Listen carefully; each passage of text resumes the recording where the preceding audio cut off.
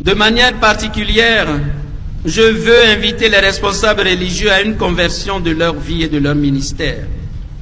Par la bouche du prophète Osée, le Seigneur déclare: « Mon peuple périt faute de connaissance.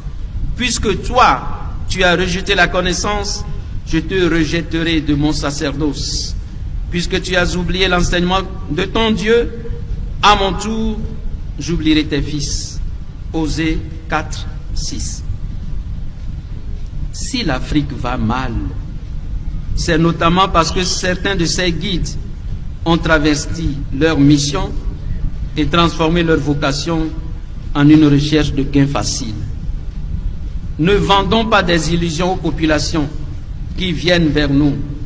Soyons plutôt honnêtes et courageux dans l'accomplissement des charges reçues de Dieu. Il y a quelques mois, au cours d'une homélie prononcée au grand séminaire Saint-Jean-Paul II, je déclarais ce qui suit, aux séminaristes bien entendu. De plus en plus, nous tombons dans ce travers de faire croire à nos fidèles qu'il suffit de prier pour que tout soit résolu dans leur vie. Mais qui a dit cela? Qui a dit qu'il suffit de prier pour que sans aucun effort, tout soit résolu dans la vie de l'homme? Ne soyons pas des marchands d'illusions. Je le répète, ne soyons pas des vendeurs d'illusions. Notre peuple est en train de se dépersonnaliser. Nos églises sont remplies de gens qui crient à longueur de journée, mais qui ont démissionné de leurs responsabilités.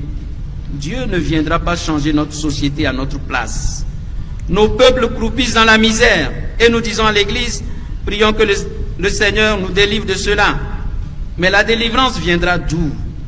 Nous avons une forme de prière qui dépersonnalise les gens. Dites à ceux qui viennent à vous qu'il n'y a pas de prière miracle qui va résoudre les problèmes à leur place. Dieu nous donnera des opportunités. Il nous appartient de les saisir pour transformer la réalité. On ne veut plus rien faire et on demande à Dieu de venir tout faire à notre place. Et qui sont ceux qui enseignent cette forme de prière? C'est nous. Non. Ne faisons pas de notre peuple un peuple de paresseux. Il arrive parfois qu'on se retrouve devant des situations qui ont besoin simplement d'un peu de volonté. Mais on se contente de prier et on s'en va, comme si l'on avait tout fait. N'enfermez pas vos fidèles dans des prières au refuge. Ouvrez les portes pour qu'avec la grâce de Dieu, ils puissent agir. Pourquoi Jésus ne s'est-il pas enfermé? Pourquoi n'est-il pas resté sur la montagne toute la nuit et toute la journée à prier pour que Dieu convertisse les gens? Pourquoi est-il sorti pour prêcher la bonne nouvelle? Pourquoi a-t-il guéri lui-même si l'unique solution était de se mettre à prier pour que tout soit résolu?